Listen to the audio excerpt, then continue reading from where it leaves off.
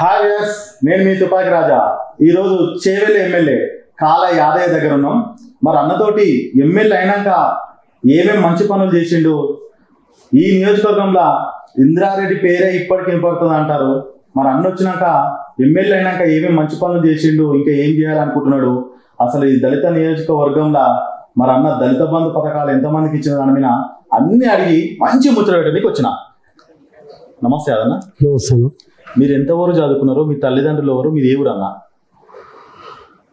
మాది నవాపేట మండలము, చించల్పేట గ్రామం, సొంత ఊరు, చేవెళ్ళ నియోజకవర్గం.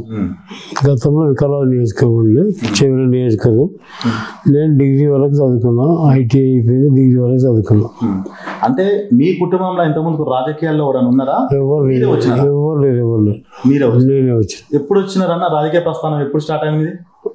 యాక్చువల్గా ప్రత్యక్ష రాజకీయాల కంటే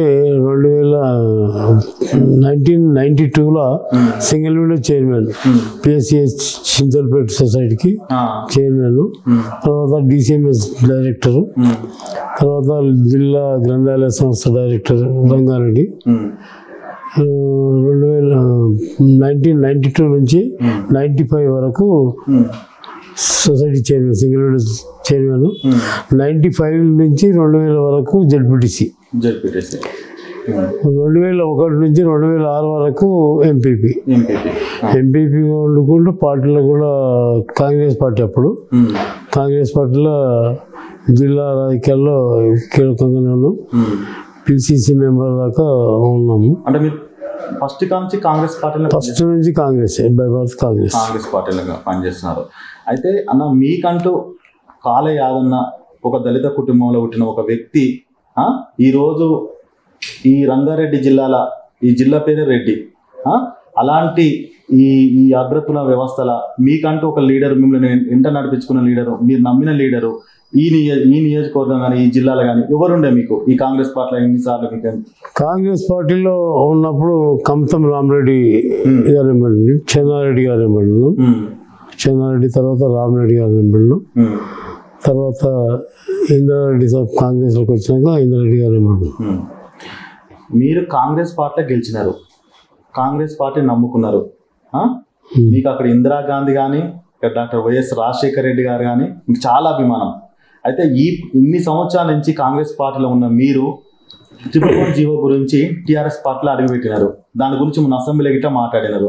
ఏమని చెప్పిన ముఖ్యమంత్రి, అసలు అది నెరవేరుతుందా? అయిపోయింది, నెరవేరుతుంది, అయిపోయింది. త్రిపుల్ 1 జీవో రద్దు అయిపోయింది, 69 జీవో వచ్చింది.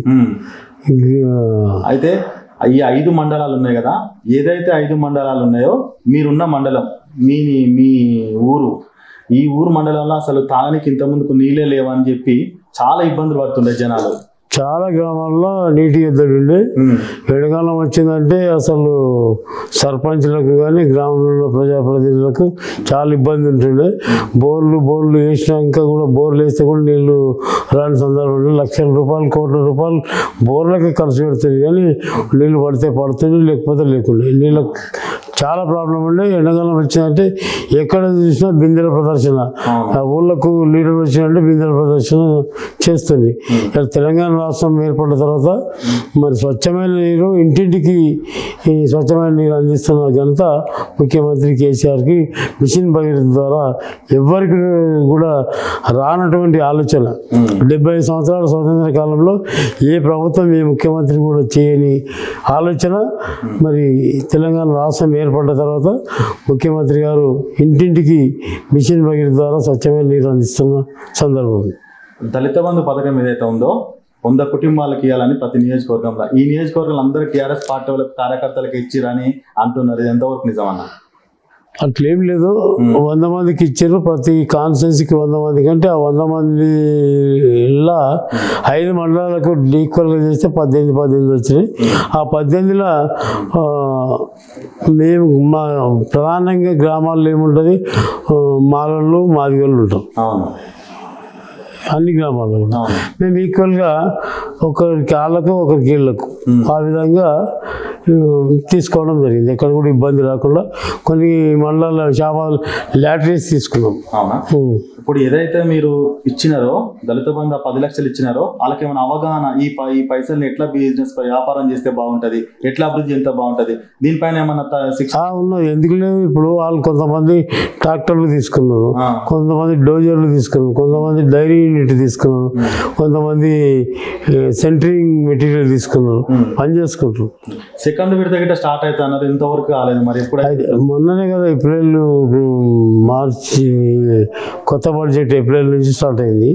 ఏప్రిల్ మొన్ననే అయిపోయింది కదా, స్టార్ట్ అవుతుంది. చేవెళ్ళ నియోజకవర్గంలో షాబాద్ మండలం ఒక్కటే బాగా అభివృద్ధి చెందుతుంది అంటారు. ఎందుకంటే మాజీ మంత్రి ఉన్నారు కాబట్టి ఆయన పనులు చేస్తున్నట్టారు. ఈ మిగతా మండలాలల్లో ఇంకా రియల్ ఎస్టేట్ బాగా జరగడం, రైతులు వ్యవసాయం చేసుకోకపోవడం అనేది బాగా వినిపిస్తున్నది. ఎంతవరకు కరెక్ట్? ఇప్పుడు షాబాద్ మండలంలో గవర్నమెంట్ ల్యాండ్స్ ఉండే అక్కడ రావడంతో ఏమైందంటే Welspun textile park, Kundan, Katera, Amazon లాంటి ఇండస్ట్రీలు రావడం జరిగింది.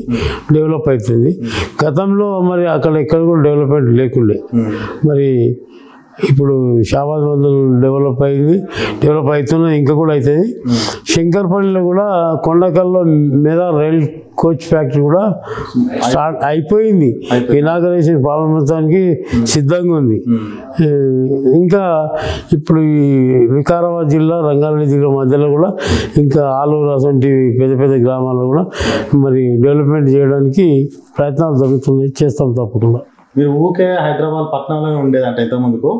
అంటే మా మీడియా, మా జర్నలిస్టులు చెప్పిన తర్వాతనే మీరు విలేజ్లో ఉంటున్నారని తెలిసింది. విలేజ్లో ఉన్న తర్వాత ప్రతి గ్రామానికి గడపకి వెళ్ళే ప్రయత్నం గిట్ట చేసినారు. అంటే ఎందుకు ఎట్లా అనిపించింది? నేను ఎప్పుడు హైదరాబాద్లో ఉండా, నేను ఊళ్ళోనే ఉంటా మొదటి నుంచి కూడా. నాకు ఊళ్ళకి వెళ్ళే ఎంత రాత్రి అయినా ఊళ్ళో నుంచి పడుకుంటా. మళ్ళీ డైలీ మళ్ళీ పొద్దున హైదరాబాద్ పోతాం. ఒక పక్క ఇట్లా పోతే నవాపేట మండలం శంకర్పల్లి, ఇటు పోతే చేవెళ్ళ, షాబాదు, మైనాబాద్. డైలీ కాన్స్టిట్యున్సీలు ఉంటా. కాన్స్టిట్యున్సీలో అన్ని మండలాలు టచ్ చేస్తా. చిలుకూరు బాలాజీ టెంపుల్ కదా, 3 కిలోమీటర్ల 2 కిలోమీటర్ల రోడ్డు, డబుల్ రోడా ఏదో చేస్తున్నారంట. అది అయిందా సార్? కాలేదు, ప్రాసెస్లో ఉంది, అయిపోతుంది. అది ఎంపటే అవుతున్నారు కదా పట్ల? అయిపోతుంది అన్నాము, కాలేదు, ఇప్పుడు అయిపోతుంది, ప్రాసెస్లో ఉంది. ముఖ్యంగా తీసుకున్నట్టయితే మీ నాయన కానీ మీ తాతలు కానీ ఎవ్వరు రాజకీయ పార్టీలో లేరు. మీరు వచ్చిన తర్వాత మిమ్మల్ని చూసి మీ కొడుకు కానీ, మేడం కానీ, మీ కోడలు కానీ అందరు ఒక్కొక్క పదవిలో ఉన్నారు. అంటే ప్రజలకు సేవ చేయడానికి వచ్చినట్ట, లేకపోతే మీరు అందరికి టికెట్ ఇచ్చినట్ట, కుటుంబాన్ని ఎంకరేజ్ చేసినట్ట? కుటుంబాన్ని ఎంకరేజ్ చేసినట్టు కాదు, సేవ చేయాలన్న దృక్పథంతోనే తీసుకొచ్చినాం. ఇక్కడ ప్రజలు కోరుకుంటేనే నిలబెట్టాం. మాకు సొంతంగా ఏం లేదు, ప్రజలు అనుకొని గెలిపించడం అనేది. లేకపోతే నామినేటెడ్ పోస్ట్ అది తీసుకొని పెట్టుకొని ప్రజలు ఓట్లు వేస్తేనే కదా, ప్రజలు ఓట్లు వేస్తేనే గెలిచింది.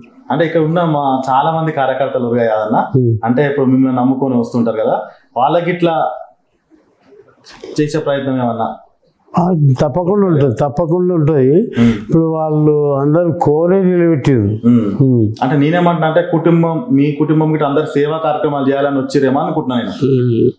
ఇక్కడ రాజకీయంగా ఒక పక్క రాజకీయ కోణంతో కూడా మరి ఇప్పుడు ఎవరైతే గెలుస్తారనేది ఆ కోణంలో మరి అందరు ప్రజలు కోరుకున్న ప్రకారమే నిర్ణయించడం జరిగింది. ఇప్పుడు ఈ నియోజకవర్గంలో రోడ్లు కానీ, జూనియర్ కాలేజ్ ఇట్లా ఏర్పాటు చేస్తానని అన్నారు, చేసినారా సార్? తప్పకుండా. జూనియర్ కాలేజ్ ఎప్పుడు నేను ఎంపీ ఉన్నప్పుడే అయింది. ప్రధానంగా చూసినట్టయితే మీరు రోడ్ల మార్గం చూసినట్టయితే ఇప్పటికీ కొన్ని రోడ్లు అక్కడక్కడ ఇంకా వర్క్ జరగలేదు అంటున్నారు వాళ్ళు వీళ్ళు. ఏదో జరగలేదు, కొన్ని వర్క్ ఇంకా అక్కడనే కొన్ని పెండింగ్ ఉన్నాయని అంటున్నారు. కొన్ని పెండింగ్ బ్రిడ్జెస్ దగ్గర అప్రోచెస్ కూడా ఉన్నాయి. ఇప్పుడు చిలుకూరు బాలాజీ టెంపుల్ నుంచి మాది వచ్చే రోడ్ ఏదైతుందో బ్రిడ్జెస్ కాలేవు. ఆ బ్రిడ్జెస్ అప్రోచెస్ జరుగుతున్నాయి, కంప్లీట్ అవుతాయి. ఈ వర్షాకాలం జూన్ వచ్చే వరకు కంప్లీట్ అయిపోతుంది మొత్తం. అంటే ఇప్పుడు మీరు మనం కూర్చొని ముచ్చట పెట్టే గిట్ట మన ఎమ్మెల్యే ఊరే కాబట్టి కొంచెం రోడ్ ఇంకా పెద్దగా వస్తే అందరు ఇక్కడికి వస్తున్నారు కాబట్టి వచ్చే రోడ్ గిట్లా దానికి రోడ్ అయిపోయింది, కండక్టర్ టెండర్ కూడా అయిపోయింది, స్టార్ట్ చేసేది. ఆ కాంట్రాక్టర్ మ్యారేజ్ ఉండడం వల్ల ఆగింది, పని నడుస్తుంది. అయితే ఇంతకుముందు ఇంద్రారెడ్డి ఉన్నప్పుడు అప్పుడు 30 సంవత్సరాలు అవుతుంది ఇప్పటికి.